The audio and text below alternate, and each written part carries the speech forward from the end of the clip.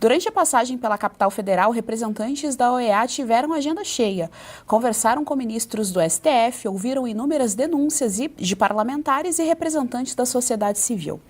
Muitas fotos e vídeos depois, a pergunta que importa e não deve ser esquecida é: e a anistia dos presos políticos?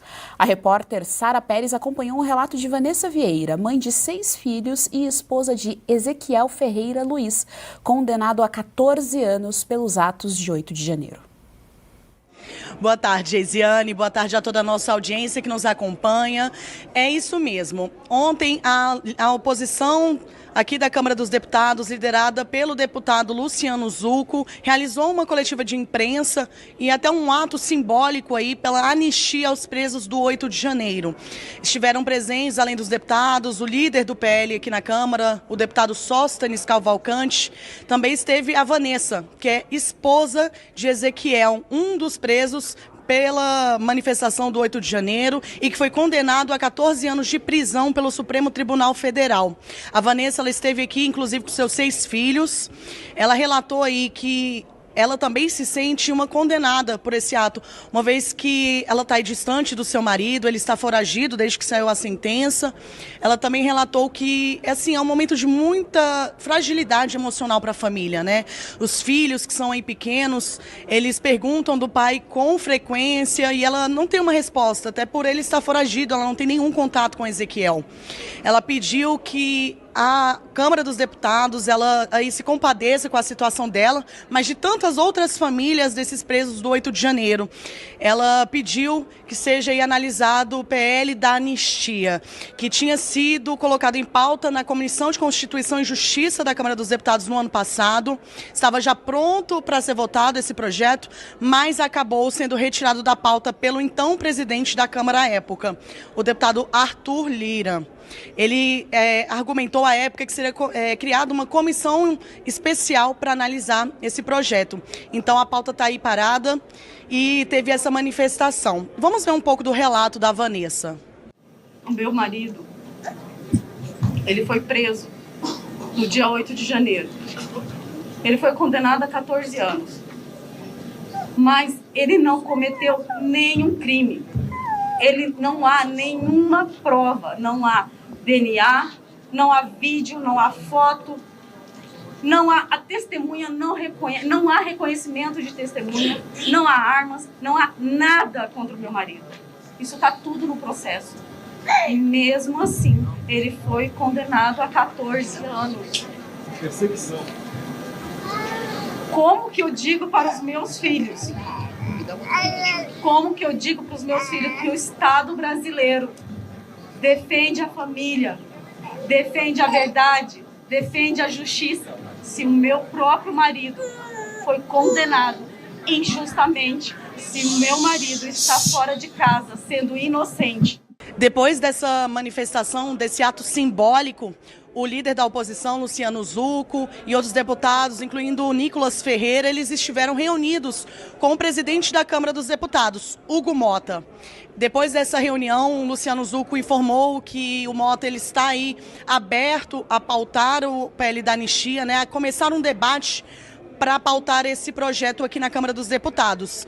O deputado Nicolas Ferreira, ele até disse que assim, não há um prazo para que o projeto comece a tramitar aqui na casa, mas que a expectativa da oposição é que ele seja analisado e votado até o meio deste ano, né, neste primeiro semestre. Vamos assistir.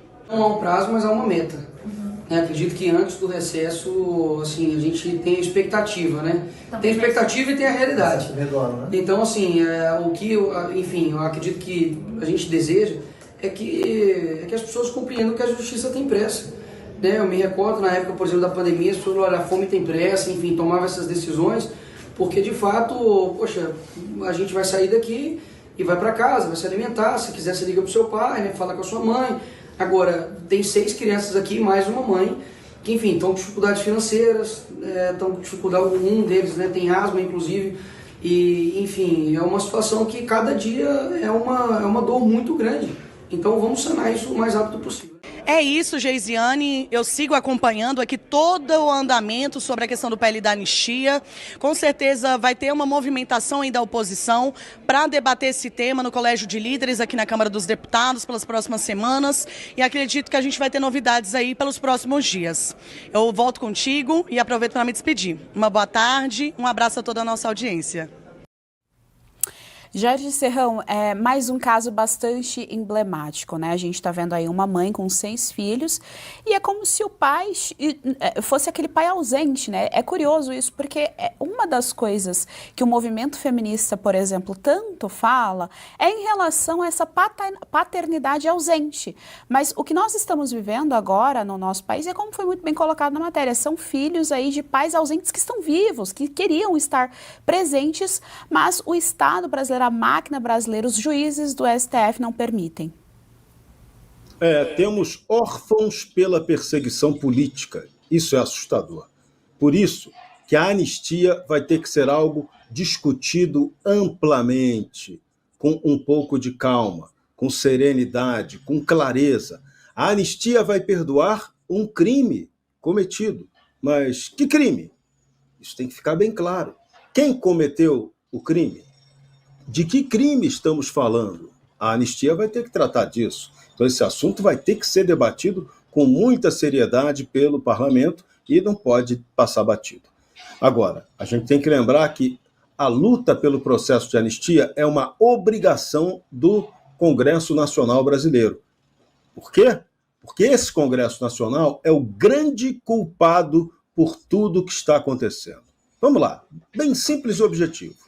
Foi o Congresso Nacional que aprovou a substituição da Lei de Segurança Nacional de 1983 pela Lei do Estado Democrático de Direito, que foi promulgada em 1º de setembro de 2021. Nessa lei, houve toda a previsão de crimes que agora estão sendo imputados aos bolsonaristas. Mas quando essa lei foi sancionada pelo presidente Bolsonaro e ele não teve condição política de vetar essa lei, isso tem que ser lembrado, estava claro que naquele momento ela seria usada como um instrumento futuro da chamada esquerda para perseguir a direita bolsonarista. Isso era previsível e aconteceu.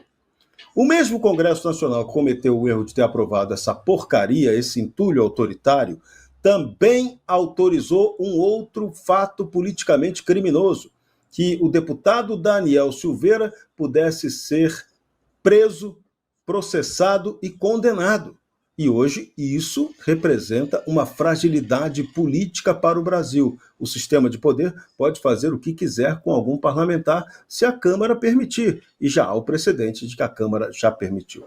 O Congresso também erra totalmente no momento em que você tem um Senado, que deveria ser o grande mediador da mais grave crise política da história do Brasil, e o Senado simplesmente não se mexe, não cumpre o seu papel de fiscalizar os eventuais exageros, vamos usar a palavra assim, do sistema judiciário do país. E aí a gente mergulha numa crise que só se aprofunda. E os espertos, os bandidos de plantão, ainda utilizam a questão justíssima da anistia para ampliar ainda mais a divisão entre os brasileiros.